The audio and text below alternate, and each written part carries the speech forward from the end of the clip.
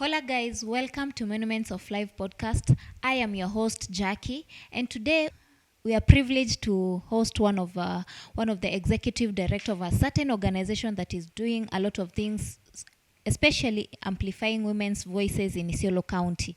They deal with matters to do with FGM. I'm a female genital mutilation. They deal with also matters to do with gender-based violence. So it's an organization that focuses mostly on women to amplify their voices, especially when they undergo gender-based violence cases. So welcome the executive director of Isiolo Gender Watch. Karibu sana. Thank you very much. My name is Grace Lolim. I'm the executive director of Isiolo Gender Watch, a community-based organization in Isiolo that amplifies community voices, especially women voices, so that they can participate in decision-making. I was born and raised in Isiolo County. I went to Elsa Primary School. I joined Isiolo Secondary School, but I later transferred to Turkana Girls Secondary School, where I did my Form 4. I have also gone to Mount Kenya University for my degree, and also South Africa for my master's, which I'm also finalizing now. Isiolo Gender Watch is an organization which was started in 2013 due to exclusion of women decision making. In Isiolo County, we are a pastoralist county where women voices are never heard in decision. We are led by the elders and we are guided by traditional practices where women are regarded as children. Women are regarded as people who cannot make any decision. In Isiolo County, we face the challenges of conflicts, where now elders usually come, sit, and discuss issues after conflicts. And when they discuss, they have some resolutions. But these resolutions have been made by men, but should be implemented by women. But these women have never been into those meetings. If I can give an example, when we have peace committees, we've been having the peace committees only elected as men, but there were no women. In 2009, I was privileged to be elected as the only woman in a peace committee. And that is where now I met the challenges. I was the only lady. When there were elections, the chair was a man, the vice was a man, the secretary was a man, the vice secretary was a man. But there was a position which was given by the government. It was a directive that there must be gender inclusion, and there was a position which was called gender coordinator. So because our community feel that gender is women, that post automatically came to me. But now there were challenges. If there are 3 people will be called to Nairobi to discuss issues of conflict, the chair, the secretary, and the treasurer will go. But for me, I will never go because my position is lower. They never knew even the gender coordinator was a higher position than the chair. So I was the only out of 15. And sometimes I cannot even go to those meetings. I cannot sit with them in those meetings. But when we come to the boardroom, we can discuss, and they feel that I can give some decisions. And I remember we were with Abdia of Isiolo Peace Link. So she used to fight that I must be in that meeting because she was just a volunteer in the peace committee. She used to fight that Grace must be in that meeting. That is where I now saw that the challenges of women are real. When we had some meetings, the community meetings, even if women are in those meetings, they will not be given the space to speak. Like now when you go to the Samburu community, women should not speak in front of men. And if at all costs a woman can speak, she has to hold green grass so that she can speak, which demeans a woman. That is where now I started looking at gender-based violence. How is it affecting women? Sometimes when these boys who are killed, the youth who are killed, they are the children of these women. Men who are killed are the children of these women, but these women should not talk, should not speak, should not give their voices.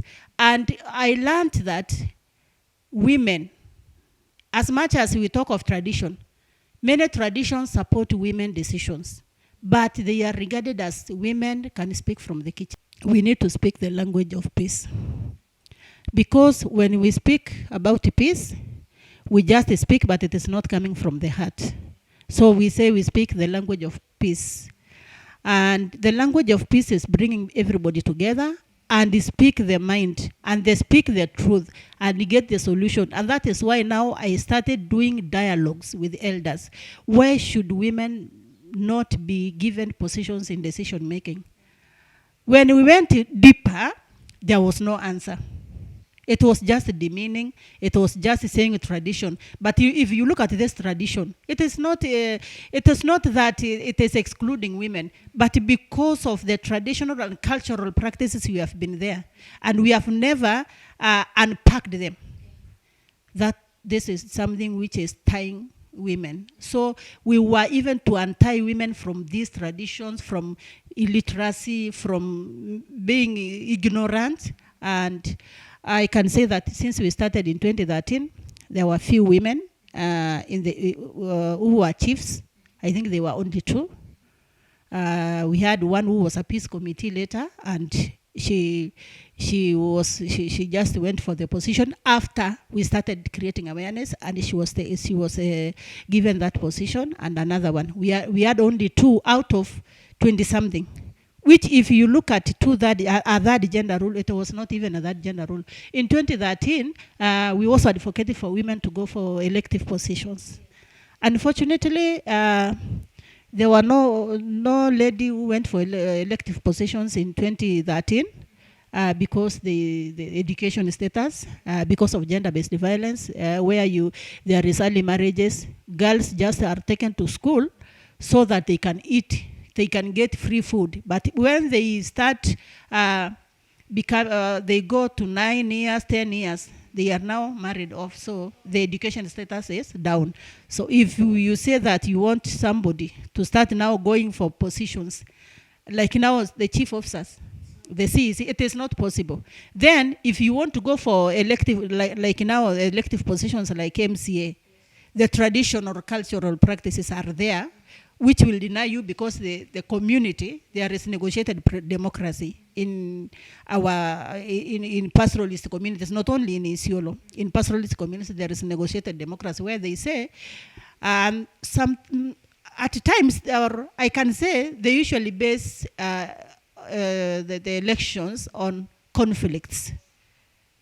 They say that a woman cannot go to conflict. She cannot wake at night and go and follow our animals. So hatuwezi kumchagua huyu mama. So mama akae chini, ana bwana atashughulikia bwana yake saa ngapi wakati atakuwa MCA. That is the issues where now the community can say. Then when the elders sit down, and these elders, the team is only men. They can say, tunataka kijana wa fulani. Huyo kijana juzi anajua anakuwa mkali kwake, juzi alikuwa mkutano akatoa macho. You know, they are giving now the characteristics ambaye haitoshi kuwa kwamba amekuwa kiongozi. So in 2013 when we started the organization, we have been working before the organization, but the organization now started in 2013. In 2017, because we had done some dialogues, women, amplifying women voices, creating awareness, in 2017, we had now a dialogue with the elders that because we are going for elections, we need also to have a negotiated democracy with the women. If at all we can support one woman, then we can also support men. That is now where we started amplifying women voices and say that because in Isiolo, the elections is based on tribalism. But for us women, we told women that we do not have tribes. We can be married anywhere. You can just get a tribe where you are. Even if you are married to your own tribe, but you don't know your son and your daughter. Because we are evolving and things are changing. Yeah, the world is changing. And we cannot hold the things the way we used to hold a while ago. So when we started talking to women, they said, yes, if we can see one woman who can say, I need this position, we can all go for that woman. And that is the time Honorable Fatuma Dulo went for Senate position. She was nominated from 2013. And her work was speaking more than the work of men.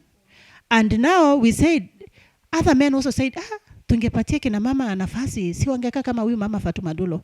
So that one gave us also a milestone to start negotiating on the ground. We did not go to look for Fatuma Dulo. Ours was just any lady who can just start singing, then we can just give the voice. Then in 2017, because our network goes across Isiolo County, we have people in Marsabit, in Merti, we have in Garbatula and Oldonyuro and the Central. Then we send our messages and said, as much as our people want us to support them, but the lady is that comes from our tribe. The lady is a lady who is now a women tribe. So that is now when we started, when there were dialogues for men, women told them, like now for the Borana, they said, Fatuma Dulo, please. And when they went there, in fact, they endorsed her. And the endorsement now helped her to get that position. Yeah, in 2022, the same. Now, area, yes, we have area managers because when we were starting looking at women leadership, we started looking at our numbers as women, and we were now the only position, the only space we had is the schools, the school committee. We can put into practice, and they went there. They positioned themselves. Wakati tu ilifika wakati wa uchaguzi, walisema tu, wengine wanasema huyu mwanaume, but wale ambaye tumewapatia awareness na dialogues wakasema ni huyu mwanamke. Na wengine wakasema pia, tukasema you cannot go and elect only one, it is an appointment, let it be competitive. Wakachagua wanawake wawili na mwanaume mmoja, but at the end of the day they elected a lady, one of the best ladies, and then the same lady was given the position of the chair of the school. So that is the time now we saw kumbe mkiamua kuongea, things will move. So I've been your host, Jacqueline Mungathia. Till we meet again next time. Adios.